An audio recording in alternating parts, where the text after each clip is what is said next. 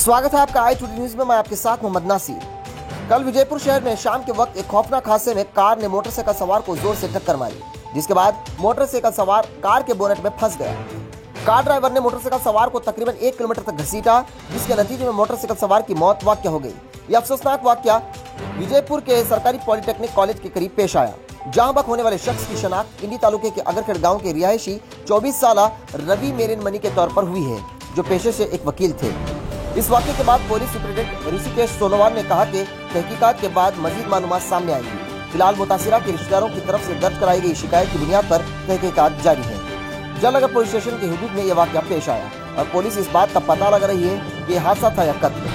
ताहम कुछ लोग इसको एक मनसूबाबंद कत्ल करार दे रहे हैं और खबरों के देखते रहे i2D न्यूज। ವಿಜಯಪುರ ನಗರದಲ್ಲಿ ಸಂಜೆ 6 ಗಂಟೆ ಸುಮಾರಿಗೆ ಒಂದು ಆಕ್ಸಿಡೆಂಟ್ ಕೇಸ್ ರಿಪೋರ್ಟ್ ಆಗಿರುತ್ತದೆ.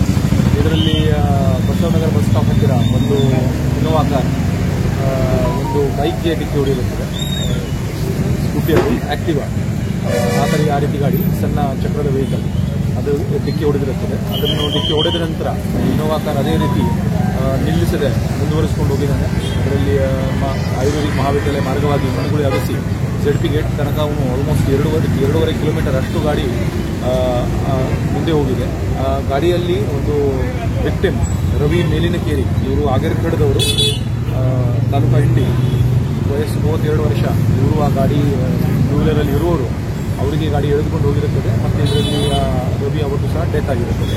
ಮತ್ತು ಬಾಡಿ ಆಲ್ಮೋಸ್ಟ್ 2 ಕಿಲೋಮೀಟರ್ ಅಷ್ಟು ಗಾಡಿ ಜೊತೆ ಇನೋವಾ ಗಾಡಿ ಜೊತೆ ಹೋಗಿರುತ್ತದೆ. ಮತ್ತು ಇನೋವಾ ಗಾಡಿಯವನು ಘಟನೆ ಆದ ನಂತರ ತಪ್ಪಿಸಿಕೊಂಡಿರ್ತಾನೆ. ಮತ್ತು ಗಾಡಿ ಎಲ್ಲಿದೆ, ಯಾವ ರೀತಿ ಎಲ್ಲಿಂದ ಬಂತು, ಎಲ್ಲಿ ಹೋಯಿತು, ಅದರ ಬಗ್ಗೆ ನಾವು ಮುಂದಿನ ತನಿಖೆ ನಡೆಸ್ತಾ ಇದ್ದೀವಿ.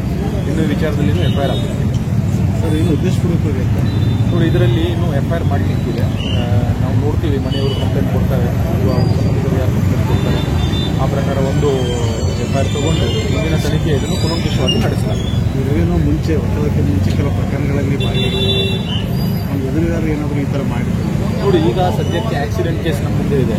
ಸೊ ಆಕ್ಸಿಡೆಂಟ್ ಆಗಿದೆ, ಆದ ಘಟನೆ ತಕ್ಕಂತೆ ಮನೆಯವರು ಏನು ಕಂಪ್ಲೇಂಟ್ ಕೊಡ್ತಾರೆ ಕೂಡಲೇ ಅದಕ್ಕೆ ತಕ್ಕಂತೆ ನಾವು FIR ಮಾಡ್ತೀವಿ. ಮತ್ತು ಈಗಾಗಲೇ ನಾವು ಗಾಡಿ ಎಲ್ಲಿಂದ ಬಂದು ಹೋಯಿತು ಅದರ ಬಗ್ಗೆ ಈಗಾಗಲೇ ನಾವು ಪರಿಶೀಲಿಸ್ತಾ ಇದ್ದೀವಿ. ನಮ್ಮ ತಂಡಗಳು ರಸ್ತೆಯಲ್ಲಿರುವಂಥ CCTV ಫುಟೇಜಸ್ ಎಲ್ಲ ಚೆಕ್ ಮಾಡ್ತೀವಿ.